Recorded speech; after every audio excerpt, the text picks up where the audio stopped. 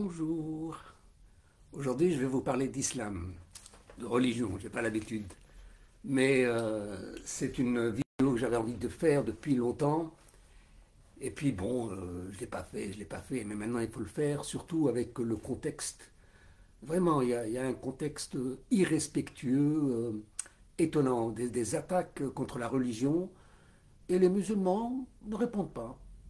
Et c'est logique. C'est logique parce que c'est pas de leur niveau, parce que ils ressentent pas leurs attaques, ils font pas attention. Je veux dire, ils ne, ils ne répondent pas, ils ne répondent pas à l'agressivité parce que justement c'est contraire à l'idée d'islam. L'islam est une religion paisible et donc ils ne répondent pas à l'agressivité, à l'agressivité par l'agressivité. Donc ils laissent faire et voilà. Alors, je voulais faire cette vidéo, pourquoi? Parce que moi, je suis issu de cette culture. Ma formation vient de là. Oui, je vais parler en français aujourd'hui, exclusivement. Donc, je vous disais, je sors de là et je me sens quand même méprisé, dénué dans mon identité, dans ma formation. Et je trouve qu'il faut apporter une réponse autant que possible. Alors, j'ai noté quelques mots. J'ai noté quelques mots. Le mot immatérialité de Dieu, le titre d'islam, j'ai noté la prière, j'ai noté femme, j'ai noté ramadan, j'ai noté Aïd, j'ai noté esprit de l'islam. Donc voilà, ça ce sont les éléments de la religion musulmane. Alors d'abord l'immatérialité de Dieu. L'immatérialité de Dieu, vous savez qu'il y a une sourate qui te dit que Dieu n'enfante pas, que Dieu est immatériel.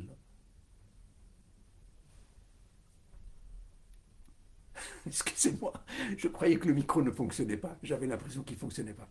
Donc il y a Surat al-Ikhlas, la sourate qui parle de l'immatérialité de Dieu. C'est carrément de l'athéisme. Dieu n'existe pas. Il est immatériel. Il n'est pas fils de Dieu, il n'est pas Dieu, il n'est pas. C'est quelque chose que l'on ne sait pas, euh, que rien ne lui correspond. C'est quelque chose d'immatériel. Donc vous voyez que, contrairement à la tradition chrétienne, disons que là, on vous dit que Dieu n'existe pas. Dieu est immatériel. Dieu, c'est un esprit, c'est une philosophie.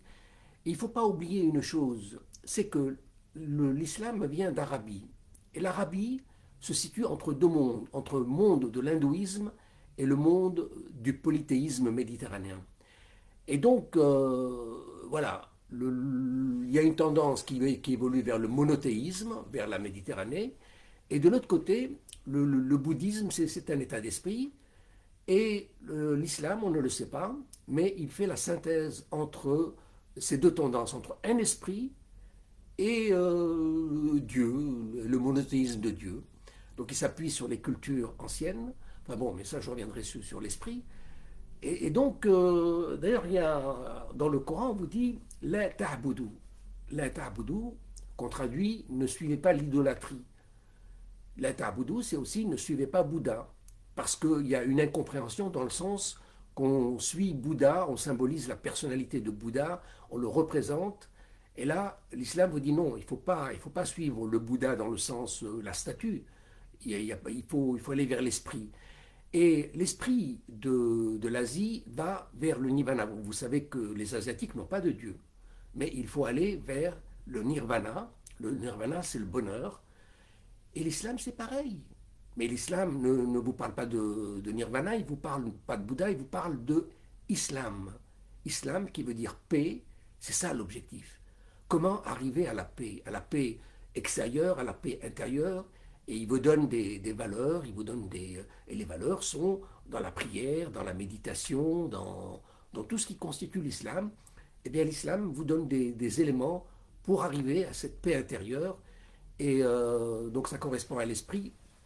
L'esprit, il faut faire sa prière, il y a un ton dans la prière, etc. Bon, je reviendrai sur la prière plus tard. Donc, le titre d'islam, c'est qu'on est des musulmans, on dirait presque des musulmans, c'est-à-dire des gens qui vont vers l'islam. Un musulman est quelqu'un qui va vers là, qui va vers la paix. Et on est tous des musulmans, à l'exception de Netanyahou.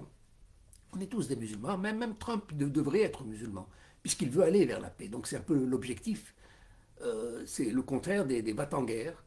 Et donc être musulman, c'est pas une croyance d'une religion, c'est désirer la paix. Et l'islam est une religion très personnelle. Chacun répond à sa manière. C'est votre conscience entre vous et Dieu. Et je reviens toujours dans cet état de l'esprit du musulman. Il faut donner le meilleur de soi. Il faut donner le meilleur de soi pour en récolter le meilleur des autres. C'est un esprit de communauté, un esprit de paix. C'est quelque chose qui a fait la prospérité de la culture arabe pendant longtemps. Et donc, par exemple, vous voyez, on méprise beaucoup les musulmans. Mais quand vous avez besoin de quelque chose, c'est le musulman qui est là, le premier, sans réclamer de compte. Mais il ne le fait pas pour vous, il le fait dans une philosophie religieuse de donner son meilleur, sa meilleure bonne volonté, parce qu'il va récolter des ejel. J'ai oublié comment dire en français le mot ejel, c'est-à-dire quelque chose de Dieu. Il le fait pour lui, donc il vous aide. Et les gens les plus braves, ben c'est des musulmans. Les gens qui se sacrifient, c'est des musulmans. Et toutes les guerres savent de quoi on parle. Il y a un exemple qui me revient en tête. Bon, c'était à la Première Guerre mondiale. Il y avait un drapeau à...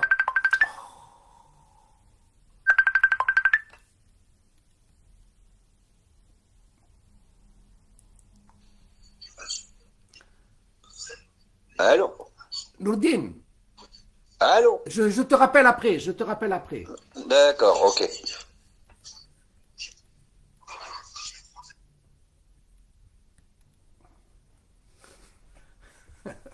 Je m'excuse. Donc je vous parlais de cet esprit du musulman.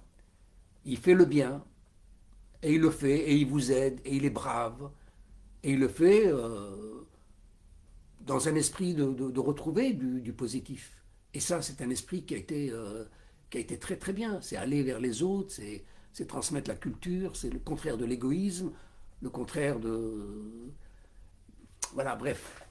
Alors, j'ai noté la prière. La prière, c'est un rythme de vie, c'est un calendrier. Parce qu'il y a un rythme de vie collectif. Il faut que la communauté se mette d'accord, donc parce qu'on vit avec les autres. Donc il faut savoir s'arrêter un moment, et on vous donne un rythme de vie. Bon, c'est le rythme d'autrefois, qui a duré des centaines d'années. Aujourd'hui, le monde a changé. Il y a le rythme de la nuit, le rythme des discothèques, le rythme. Donc c'est pas évident. Comment est-ce qu'on peut préserver ce rythme de la culture?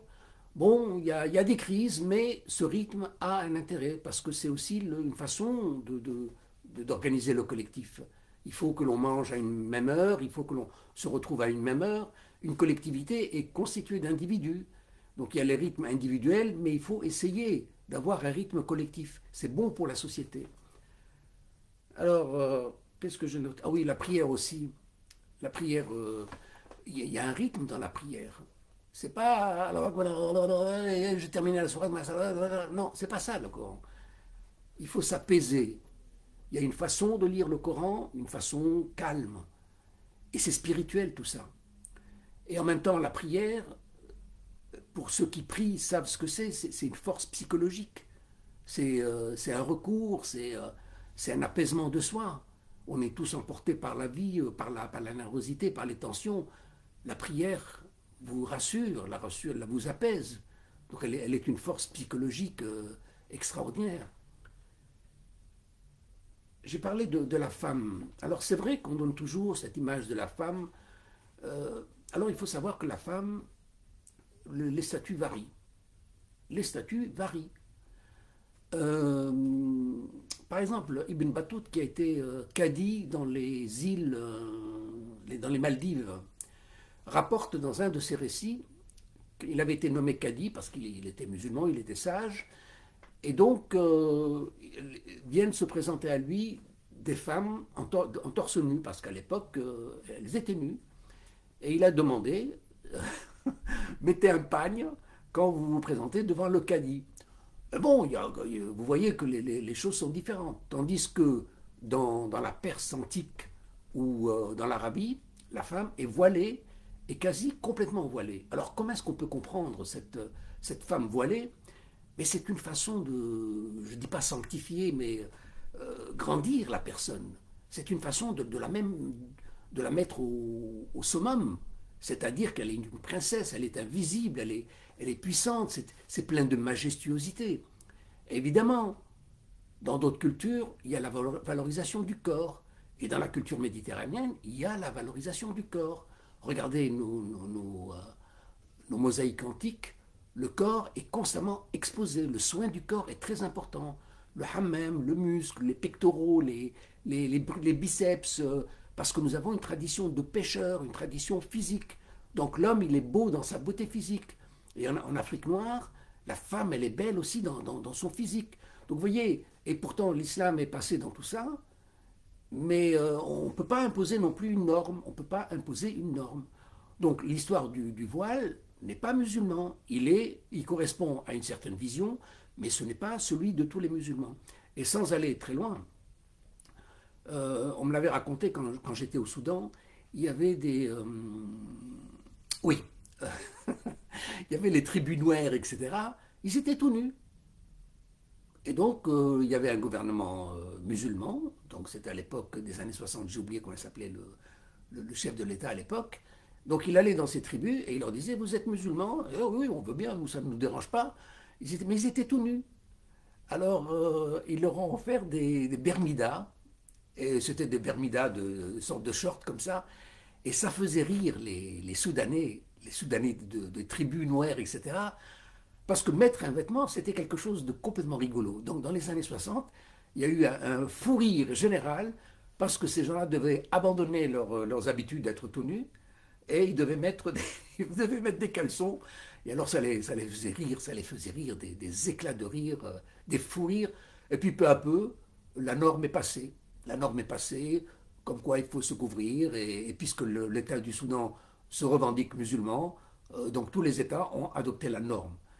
Mais bon, normalement, il faut quand même réfléchir parce qu'il y a la culture ancienne, il y a les notions de pudeur. Par exemple, embrasser ne se fait pas. Vous voyez, ce sont des valeurs différentes. On ne fait jamais la bise, jamais. On s'en lasse, mais on ne fait pas la bise. En Tunisie, on fait la bise, mais on ne s'en lasse pas. Vous voyez, donc tout est relatif. Et l'islam s'est développé dans tous ces pays par tolérance, voilà, donc parce que c'est une religion de tolérance, de liberté, de respect des cultures anciennes. Donc il faut rester dans cette tradition de l'islam. Alors, j'ai noté un esprit. L'esprit, c'est lié à ce que j'avais dit tout à l'heure, la notion de bonne volonté. Il faut donner le meilleur de soi. Il faut donner le meilleur de soi. Quand je donne le meilleur de soi, je gagne des ejel. Excusez-moi, j'ai oublié le mot en français, je gagne des quelque chose avec le bon Dieu. Le jour où je serai mort, le bon Dieu va me donner des crédits, vous voyez. Donc et le mot existe, mais il me reviendra. Et voilà. Et donc les musulmans sont souvent des gens braves, les premiers à vous aider, ne pas prendre de l'argent. Mais bon, aujourd'hui c'est un monde d'argent. C'est un monde sans argent, on ne peut pas vivre. L'argent est devenu central, donc ça reviendra à la question principale à la fin, c'est-à-dire comment adapter ces cultures, ces valeurs anciennes dans un monde moderne. Alors, le ramadan. Alors, le ramadan, c'est un carême. Ah oui, dans l'esprit, je voulais dire aussi, dans l'esprit, Coran, qu'est-ce que veut dire Coran? Coran vient du mot akra, ça veut dire lire. C'est le principe de l'éducation, c'est le principe de l'apprentissage. Et alors, il y a des islamologues qui parlent de l'islam sans savoir ce que c'est que l'islam, et ils sont toujours en train d'accaparer, et ils sont dans l'accaparement, dans la signature, dans l'appropriation. Mais l'islam, c'est pas ça. Mais l'islam, c'est pas ça. L'islam appartient aux anciennes traditions. Donc il s'appuie sur les anciennes traditions. L'islam vient de l'Arabie. L'Arabie, c'est un pays de désert, sans tradition, sans rien. Et à partir de là, c'est quasi socratique, c'est-à-dire je ne sais rien, mais je veux apprendre. Et donc l'Arabie, la culture vient de cet esprit où je dois apprendre. Et quand l'Arabie s'est étendue dans toutes les cultures méditerranéennes, il a appris, il a pris les choses, il a conservé le savoir, tout le savoir de la Grèce antique, enfin la Grèce, le savoir gréco-romain. Eh bien, il a essayé de l'écrire, de laisser des traces. Et c'est pour ça que l'on a encore une connaissance du monde antique. C'est grâce à l'Arabie, à cet esprit de modestie. Alors, ils vous disent comme si on aurait pris, mais l'islam n'a rien pris. L'islam est une continuité du judaïsme, oui, puisqu'on parle de l'Ancien Testament avec une banalité normale, on parle des peuples d'Israël, normal. On est dans la continuité. On n'est pas c'est à nous, c'est à moi, c'est à vous, je justifie, tu m'as volé ou tu m'as pris. Attends, ça ne va pas ça. Ça ne correspond pas du tout à l'islam. L'islam, c'est un esprit positif, positif pour les autres, pour être positif pour soi et pour être positif pour la collective. Donc il y a quelque chose qui est très fort. Et il y a des islamologues qui viennent, ils apprennent quelques petites choses et ils interprètent à leur manière. Bon, je ne vais pas citer des noms, mais le gars de l'université hébraïque de Jérusalem, pendant des années, il était là à essayer de comprendre ce que c'est que l'islam. Et puis finalement, ce savant, il sort ses conclusions personnelles et qui sont, c'est pas bien, c'est un accaparement, c'est pas, c'est nuisible, quoi. Vous voyez, ça devient, c'est un mauvais esprit. Donc l'esprit du musulman va très loin. Les musulmans sont animés de paix, de paisibilité. C'est important, c'est important, c'est important. Voilà. Alors le ramadan, ben, le ramadan aussi, c'est une forme d'apaisement. Alors, d'où vient le ramadan? C'est le carême. Les musulmans disent que c'est un principe de bonne santé. C'est peut-être aussi un apprentissage à la pénurie. Peut-être que c'est une façon de faire des économies sur la nourriture. Peut-être, hein, l'origine de l'islam, c'est de savoir être plus dans le spirituel que dans le matériel. C'est-à-dire que c'est à moi, on ne pense pas au matériel, on pense à l'esprit, et toutes les anciennes civilisations jeûnaient, c'est-à-dire pour une cause, pour quelque chose. Et donc c'est une racine, je ne vais pas la juger, mais vous avez un mois à l'an euh, où il y a ce retour spirituel, ce calme, ce retour sur soi. Euh, alors, c'est pas la peine. Et puis ce mois-ci, le mois de Ramadan, les gens sont calmes, ils se pardonnent. Et puis aussi, il y a une chose, c'est les retrouvailles familiales. C'est-à-dire qu'à Ramadan, quand on a passé une journée sans manger, on se retrouve, on partage un repas. Et normalement, ça se termine par une philosophie générale, bon, ce qu'on appelle en arabe tarawih, mais normalement, ça doit être une réflexion sur soi, mais les tarawih sont devenus une série de longues prières. C'était peut-être pas l'esprit du ramadan, peut-être qu'il y avait des sujets à évoquer, des sujets spirituels, peut-être, je n'en sais rien. Il y avait certainement du bon sens dans ces traditions. Alors autre chose, il y a des intérêts de santé, des intérêts biologiques. Alors on dit, quand vous avez cette tension, cette crise de la faim, on tue des enzymes, on tue des... Enfin, on renouvelle l'estomac, on renouvelle la santé. Je ne sais pas ce que ça vaut. Mais le ramadan est certainement un laboratoire pour les scientifiques pour voir si réellement c'est positif pour le corps. Cette façon de... En quoi et comment? Alors, toujours la même question que je pose, c'est-à-dire, on est dans un monde moderne, on est dans un monde actif. Il est vrai que la vie est une course au projet, une course à l'argent, une course à beaucoup de choses. Alors, quand on vient vous imposer un mois vide comme ça, c'est un peu difficile. Donc, il faut savoir comment est-ce qu'on peut concilier les choses. Et tout ça, ça s'évalue. Et je dis pourquoi c'est important. C'est important, sinon on perd les traditions. C'est-à-dire que nos enfants, on n'arrive pas à transmettre ces valeurs du carême aux enfants, on n'arrive pas. Nos propres enfants. Euh, on est élevé dans la liberté, Et leur liberté devient la liberté de tout faire. Ils fument un ramadan, il n'est pas obligé d'être là dans un repas. Ils ne savent pas ce que c'est. Donc c'est un défi que nous avons. Et peu à peu, les musulmans, disons, les gens ne s'en revendiquent pas, ne s'en réclament pas, comme si c'était une tare, comme si c'était une contrainte. Et voilà, donc il faut réfléchir de quelle manière on peut rester musulman dans l'esprit. Parce qu'en plus, dans l'islam, quand vous ne faites pas ramadan, le musulman ne vous demande pas, tu fais ramadan, tu ne fais pas, ça vous concerne. Lui, donc, il respecte son principe à lui et il ne se fie pas de votre personne, si vous le faites ou vous ne le faites pas. Donc c'est très important. Et donc c'est une valeur très forte. Il faut savoir comment, enfin il faut réfléchir, comment est-ce qu'on peut préserver cet esprit de l'islam, oui, de l'islam, cet esprit de paix, voilà.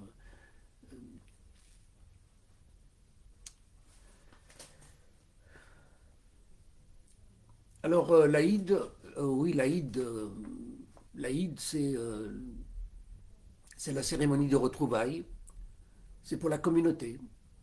Donc, vous voyez, l'islam va de l'individu à la famille, au groupe et à l'Oumma. Oumma, c'est l'universalité.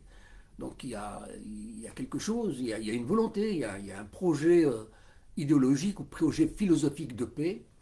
Et voilà, bon, j'avais beaucoup de choses à dire. Par exemple, pour le voile, j'ai oublié de vous dire aussi qu'il y a un débat en France assez lamentable en ce moment qui concerne les sportives. Les sportives ne peuvent pas porter le voile. Mais de quoi je me mêle? Dis au contraire, il faut les laisser porter le voile parce que c'est une émancipation. Quand une femme fait du sport, elle s'émancipe. Alors, normalement, elles mettent le voile par pudeur, elles mettent le voile par tabou. Ce sont des cultures, vous ne pouvez pas aller contre. C'est vrai que si je suis dans l'accueil, dans l'hôtesse, eh bien, écoute, si tu veux faire ce boulot, je suis désolé. C'est un travail d'accueil. Je veux dire que tu ne peux pas m'imposer. Il faut être le plus neutre que possible, ou peut-être porter un uniforme. Donc je vous l'accorde. Mais en ce qui concerne les activités individuelles, pourquoi est-ce que, pourquoi est-ce que tu viens, toi, ministre, vouloir faire une loi pour empêcher cette personne de porter un voile? Tant mieux. C'est une femme qui sort de ses vérités, de son milieu, pour jouer à la balle, pour respecter les règles du basket ou du volleyball ou de la course à pied. Mais c'est très bien, bravo. Non, mais ça la concerne. Et ensuite, par exemple, on a eu une championne hollandaise, j'ai oublié son nom. Euh, j'ai failli dire Rima Hassan, mais elle ne s'appelle pas Rima Hassan. Elle vient du Somal, je crois, ou je ne sais pas de quel pays d'origine. Elle a eu une médaille d'or aux 1500 mètres, je crois, ou enfin une épreuve. Elle portait son voile. Et alors? Et alors, où est le problème? Elle porte une médaille d'or pour la Hollande. Elle est d'une part brune et d'autre part musulmane. Où est le problème? Où est le problème? Je crois que la Hollande est très fière d'elle. Et donc, et maintenant la France, elle qui est une culture française, c'est ça le comble, c'est que la France a une culture française qu'elle ignore.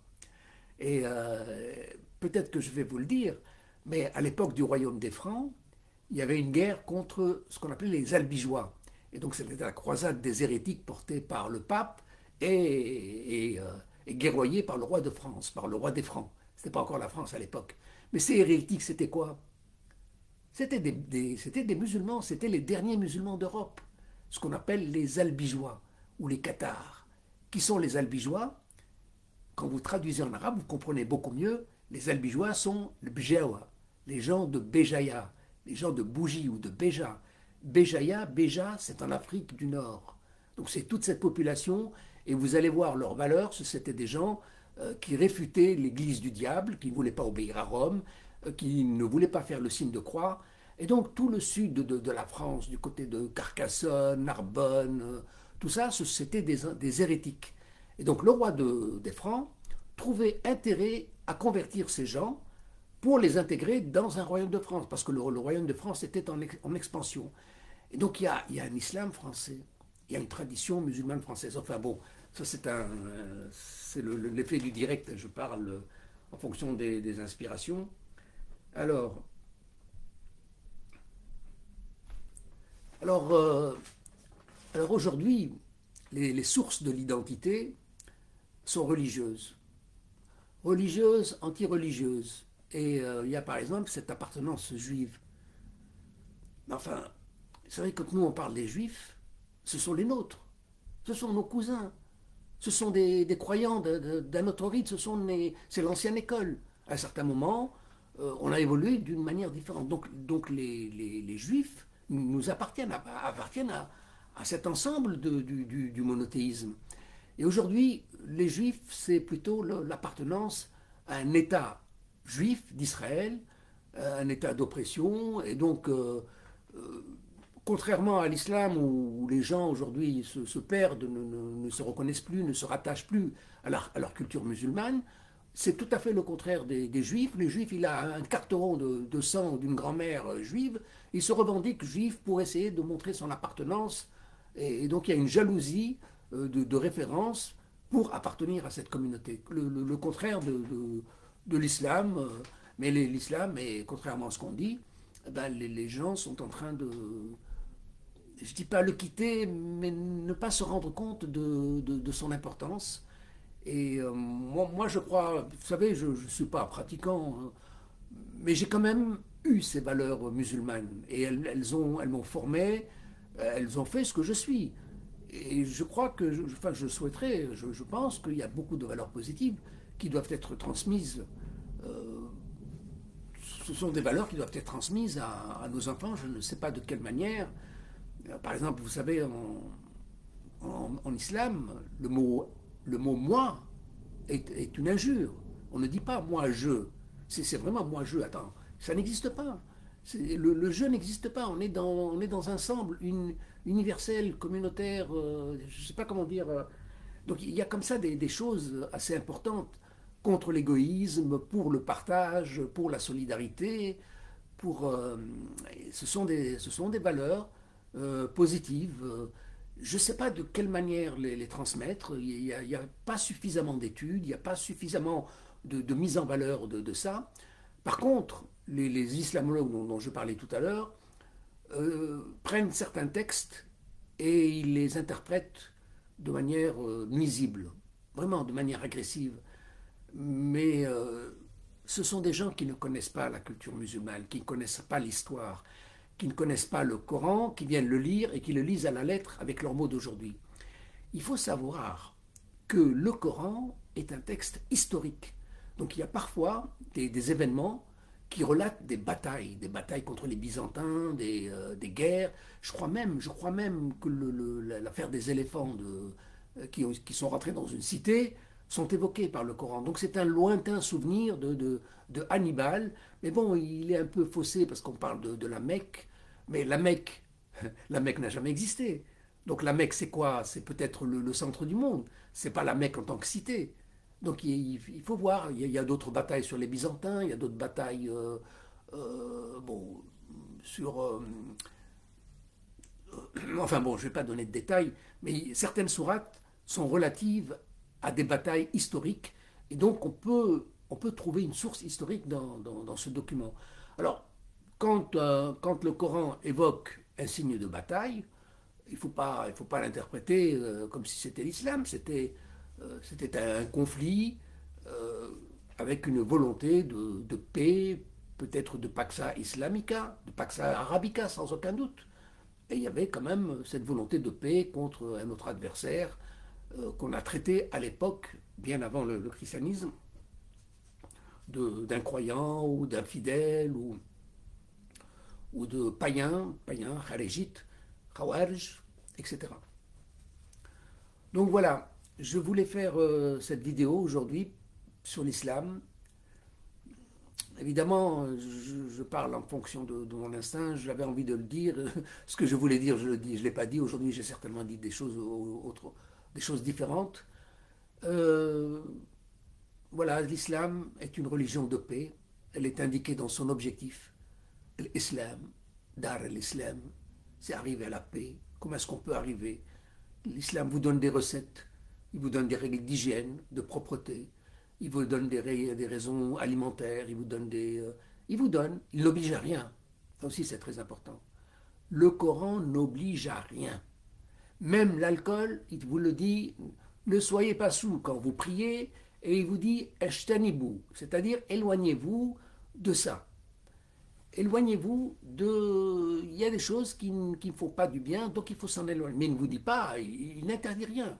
Donc c'est encore une liberté de conscience. C'est vrai que l'imam peut apporter des éclaircissements, mais vous êtes libre et vous appartenez toujours à cette communauté des musulmans, c'est-à-dire des gens qui aiment la paix, les musulmans. À croire que le mot était adapté. Les gens qui veulent aller vers l'islam, c'est ça les musulmans, les gens qui vont aller vers la paix. Tout le monde veut aller vers la paix, à l'exception de Netanyahou, qui fait un autre calcul. D'accord? Voilà.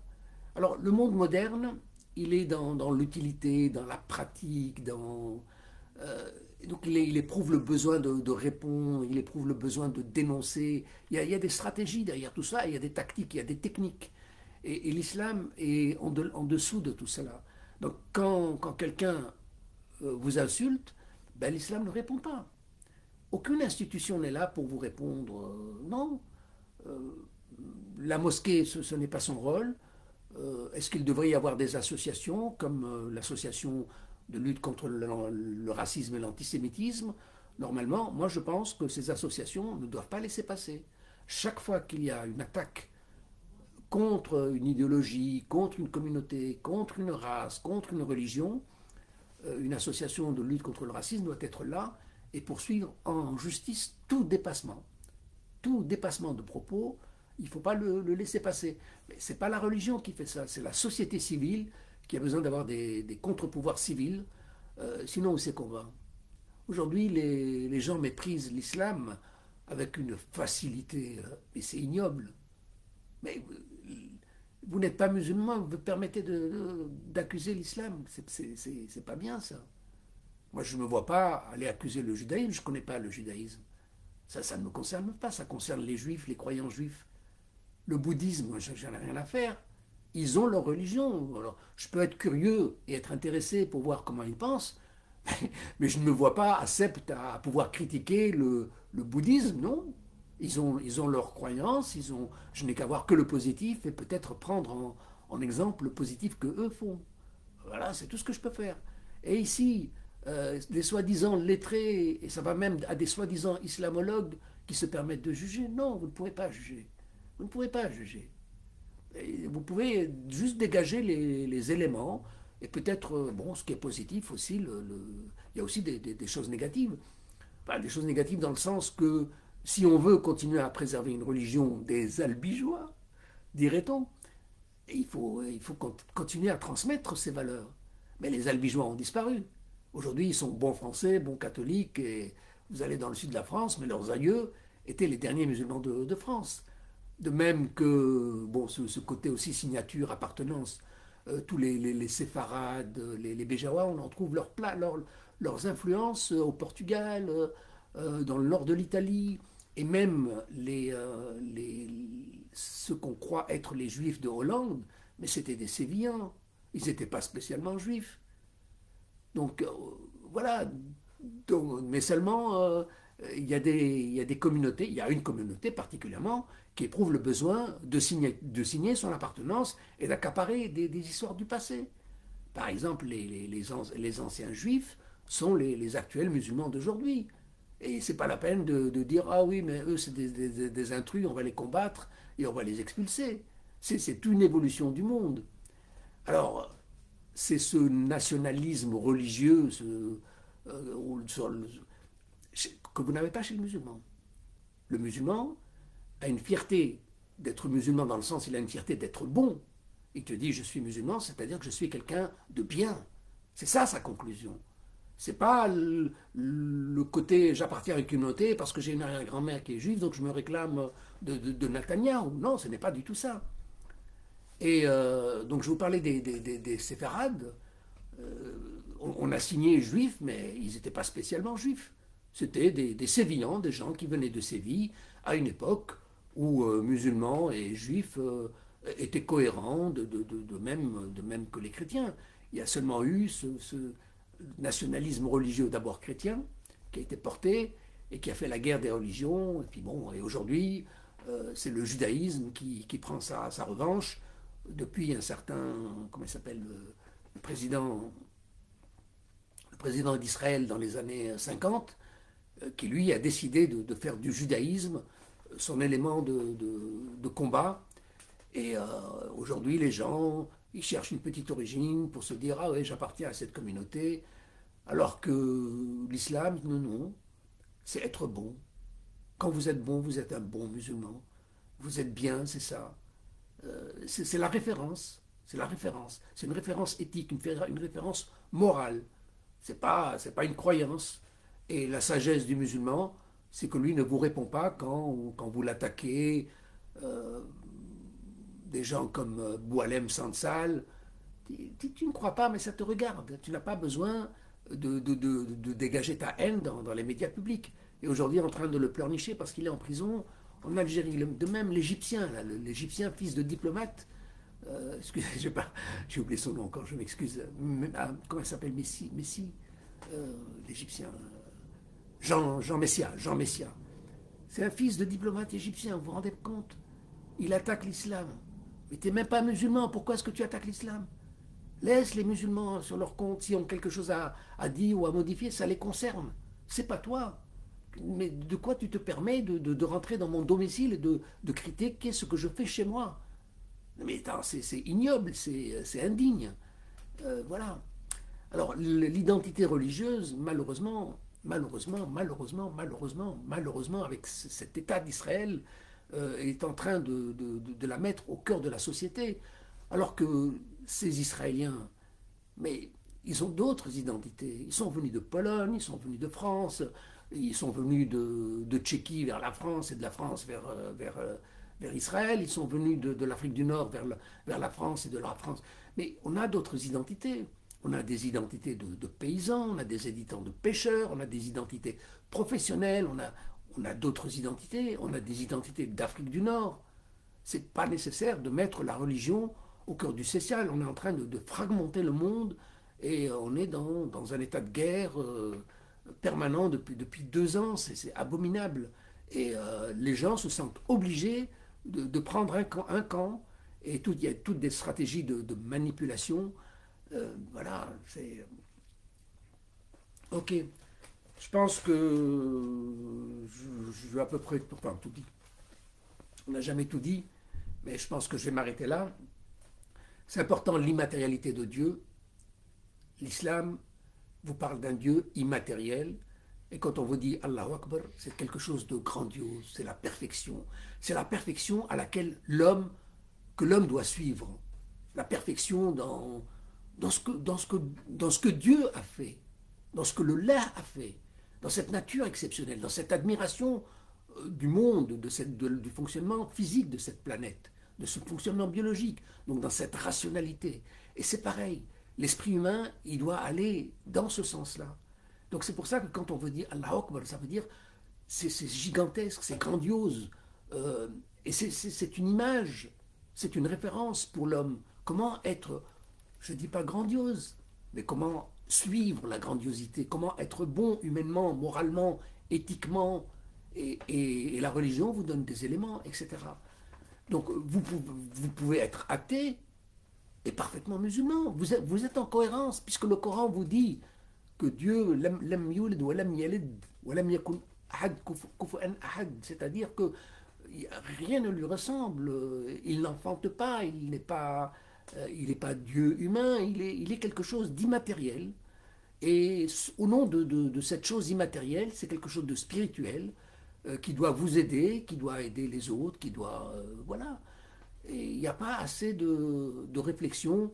Malheureusement, normalement, une pensée religieuse doit aller au-delà du texte et se dire qu'est-ce que le texte voulait dire, qu'est-ce qu'il entendait. Parce qu'il y a des valeurs quand même à transmettre. Le christianisme l'a fait.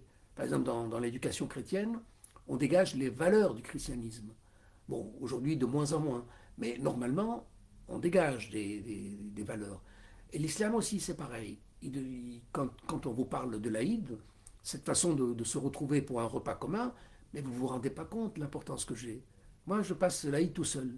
Ben, j'en suis désolé. J'en suis désolé.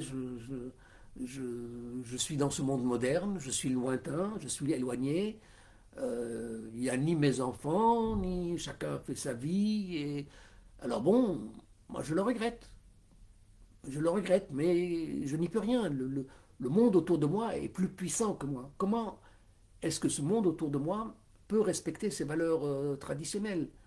Euh, Par exemple, il y a quelques années, la radio, la télévision souhaitait le bon Aïd des musulmans, en disant qu'aujourd'hui c'est l'Aïd et on souhaitait une bonne fête à tous les musulmans. Bon, je ne vais pas mentir, je n'ai pas écouté les informations. Je ne sais pas si la radio nous a souhaité un bon Aïd ou. Moi, j'ai dû rester très tard pour savoir si l'Aïd était aujourd'hui ou demain. Donc, j'ai appris vers minuit, 11 heures du soir, que c'était aujourd'hui. Donc, voilà, c'est l'Aïd. Mais bon, il faut peut-être réfléchir. Et en réfléchissant, on comprend les valeurs, on comprend ce qui passe derrière les textes, on comprend ce qui passe derrière les actes de prière. On peut se dire que c'est pas utile, mais peut-être que c'est utile. Le ramadan a peut-être une utilité. Bon, il n'a pas encore trouvé sa démonstration. Bon, personne ne l'a faite. On vous dit que le jeûne est positif, je n'en sais rien. Il faudrait peut-être des études scientifiques, et on a un laboratoire sur le terrain. On peut facilement le déterminer, puisque tous les musulmans jeûnent. On peut faire une prise de sang pendant l'année, une prise de sang avant, une prise de sang après. Et on a des, je ne dis pas des cobayes, mais on a des gens qui le pratiquent, donc on peut avoir des résultats concrets et voir si c'est positif, si c'est pas positif. C'est possible que ce soit négatif. Par exemple, bon, Ramadan est dans cette période de l'année, c'est encore faisable, mais parfois Ramadan vous tombe en plein été. Ah, mais c'est cruel. Moi, j'ai passé le Ramadan en plein été, c'est pas possible. J'ai passé le Ramadan en tant que prof, c'est pas possible. En tant qu'avocat, c'est pas possible. En tant qu'ouvrier, c'est encore difficile.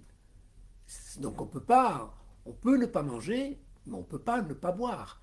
N'oubliez pas que notre corps est composé à 80% d'eau. Et l'eau, comme on vous le dit en islam, elle imprègne les sentiments. Il y a des vagues où il n'y a pas de vagues. Donc quand vous analysez les microcellules de l'eau, en tout cas c'est ce qu'on dit en islam, l'eau peut vous donner un bon tempérament ou pas.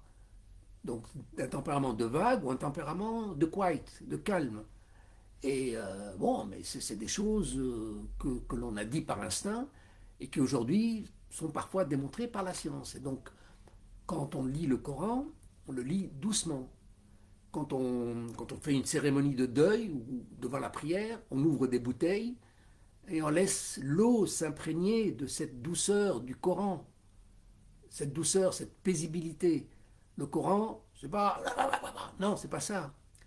Ça, parce que justement, il y a encore une chose que je dois dire par rapport à la violence de l'islam. On vous parle d'un islam violent. Mais d'où vient cette violence de l'islam? Elle ne vient pas des musulmans. La violence de l'islam ne vient pas des musulmans. La violence de l'islam ne vient pas des musulmans. Elle vient de qui? Elle vient de qui? Elle vient, écoutez, je m'excuse, mais elle vient d'un État que vous connaissez bien, et il le fait dans sa légitimité. C'est-à-dire que c'est un pays qui subissait le terrorisme, enfin, il subissait les attentats au nom du nationalisme palestinien, et donc, attends, ils sont en train de tuer des gens au nom du nationalisme palestinien. Et comme ces gens ne sont pas stupides, ils se sont dit, tiens, comment est-ce qu'on peut retourner l'argumentation? Donc, les arguments de patriotisme au nom du nationalisme palestinien deviennent des actes de terrorisme au nom de ce qu'il y a de plus prestigieux, de plus noble, la religion. Donc ils font ça au nom de la religion. Donc tous les groupements terroristes religieux étaient déclarés, étaient insinués, étaient entretenus, étaient nommés, étaient nominés par les services secrets du Mossad. Et ça, vous pouvez le vérifier, ça c'était dans les années 60 et 70. Dans les années 70, Donc il fallait faire, faire en sorte que, que les actes de nationalisme, de prétendu nationalisme, deviennent des actes de terrorisme et de terrorisme musulman. Et ensuite, bah, les gens ont suivi. Alors autre chose, la guerre d'Afghanistan, c'est pareil. Pour soutenir la guerre d'Afghanistan, bah, on a armé la rébellion islamique parce que au nom de la religion, on peut se battre. C'est un moteur extraordinaire. Donc les Américains l'ont compris. Donc ils ont soutenu la rébellion islamique pour lutter contre le pouvoir communiste athée. Et ils ont réussi. Et donc ça s'est répandu. Puis il y a eu il y a eu des révolutions musulmanes en Iran. Donc c'était dans le sens. Et c'est allé très très loin jusqu'aux attentats aveugles. Mais les attentats ne correspondent pas à l'islam. Faire exploser des gens comme ça. D'ailleurs, vous voyez même les soldats du Hamas, ils sont en contradiction. Ils viennent, ils vous disent on prend soin des otages, mais ils prennent des otages. Donc on prend des gens et puis on dit qu'on prend soin d'eux au nom de l'islam. Donc vous voyez, il y a quelque chose un peu de contradictoire. Mais les Palestiniens du Hamas étaient tombés dans l'impasse. Ils ne trouvaient plus de solution. Donc ils ont cru que la violence amènerait une solution. Seulement, il y a une chose qu'ils ne savent pas en théorie de la guerre. Quand on commence une guerre, il faut la gagner. Si on ne la gagne pas, c'est les autres qui font l'histoire. Donc mais croire que vous allez commencer la guerre et ensuite arrêter, non. Non, une fois que vous commencez la guerre, quand vous faites ce choix, c'est l'autre qui va faire l'histoire, c'est l'autre qui va faire le récit. Et c'est ce qui se passe aujourd'hui. C'est un territoire complètement enclavé, une population exterminée, toute son élite a été tuée. C'est horrible ce qui se passe, mais personne n'est présent. Et en plus, on ose vous accuser de propager de la haine, et on vous interdit de parler, on vous interdit de vous exprimer. Ah bon, on est dans une période. Voilà, et les gens, pour le moment, sont musulmans. C'est-à-dire, ils sont dans le carême, ils sont dans la retenue, ils sont dans la. Comment dire, je ne sais pas comment dire, dans le spirituel. Ils espèrent que ça finisse, ils espèrent que ça finisse, ils espèrent que ça finisse. Ok. Bon, allez, je ne sais pas combien de minutes j'ai fait, mais je vais m'arrêter là. Je crois que j'ai fait assez de temps. Parce qu'on ne s'arrête pas hein, quand on parle. Quand on parle, on a toujours de l'inspiration. Allez, je vous dis à bientôt. Ciao, ciao, ciao, ciao.